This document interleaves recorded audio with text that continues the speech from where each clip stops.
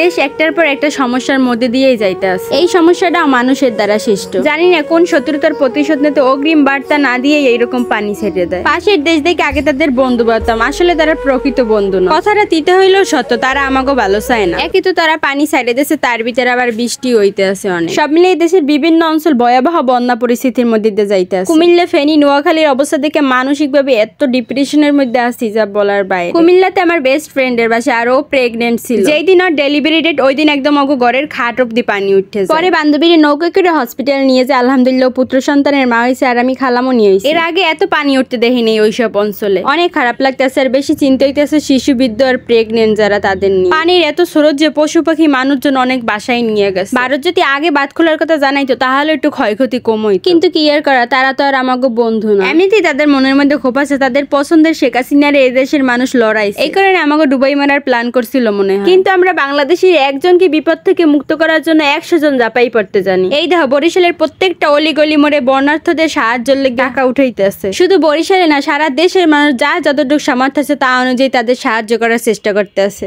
ভারতের যে পানি এসে বাংলাদেশের 12টা জেলা বেড়ায় চলে গেছে, তার ভিতরে লক্ষ্মীপুর, ফেনী, সে জায়গায় একেবারে দুর্গম অস্বাভাবিক অবস্থায় আছে। সারা বাংলাদেশের মানুষ যদিও সেটা করতে রান্নিয়ে নিয়েছে, ট্রেনে যাচ্ছে এবং প্রত্যেকটা নাগরিক প্রত্যেকেই চেষ্টা করছে সেখানে সে মানুষগুলোকে বাঁচানোর জন্য।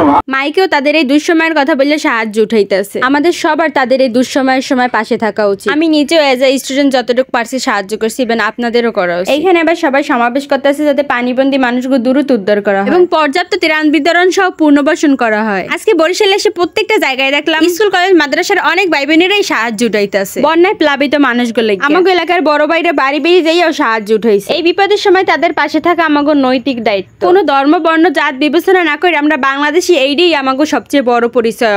এই ধর বরিশাল একটু বৃষ্টি হয়েছে রাস্তায় পানি জমে গেছে। রাস্তায় এতটুকু পানি জমলে কি ভোগান্তি, আর বন্যা প্লাবিত অঞ্চলগুলোয় পানি তো একদম ঘরের চাল অবধি। তাদের যে কি কষ্ট হইতেছে এই দুর্যোগে, আল্লাহ তাদের দ্রুত এই বিপদ থেকে মুক্ত করুক। আর ভারতের মতো বন্ধু দেশ থাকলে আমার মনে হয় না শত্রুর কোনো প্রয়োজন আছে। পানি নিয়ে তারা কত নাটক কিনে করে। যখন আমাকে পানির প্রয়োজন হয় তখন পাই না, যখন প্রয়োজন হয় না তখন পানি ছাইড়ে দেয়। এগুলো কি স্বার্থপর কোনো বন্ধুর আমাকে দরকার নাই। বাদ দেওয়ার কারণে নদীগুলো আরো ধ্বংস হয়ে যাইতে আছে। পানির ন্যায্য বন্টনের চুক্তি করা উচিত, কারণ এই জেনারেশন অন্যায় জুলুম মানিয়ে নেওয়ার জেনারেশন না।